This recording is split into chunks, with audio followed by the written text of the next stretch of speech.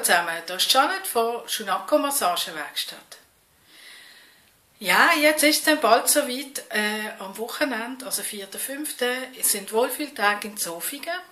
Und ich bin voll am Organisieren und am Machen. Das sieht man da im Hintergrund. Ein richtiges Buff.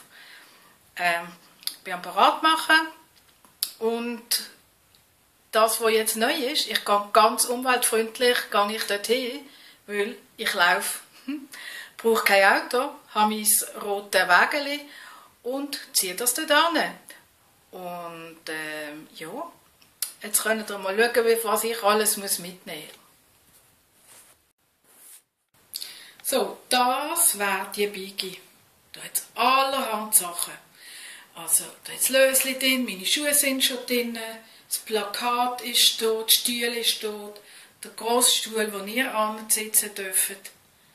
Die Wand ist da. Und selbstverständlich mein umweltfreundliches Gefährt, das ich dann dorthin ziehe.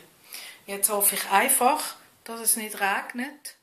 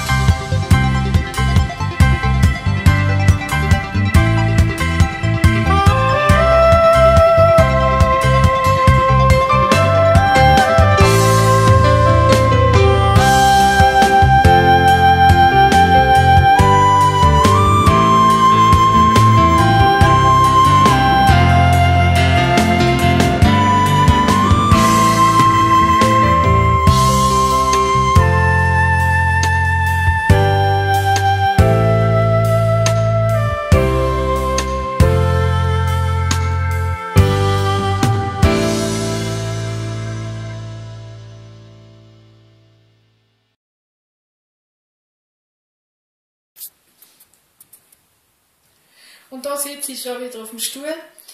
Und das hat seinen Grund, weil der Stuhl und die Wand, die haben keinen Platz im Lift. Die muss ich separat abtragen, dann wird es geschmiert, gelaufen. Und vom 4. bis zum 5. bin ich in Zofingen an der Wohlfühltag anzutreffen. Und wer Lust hat, ich würde mich freuen, der Stuhl ist frei und ihr könnt ganz bequem euch entspannen für einen Energieausgleich bei mir.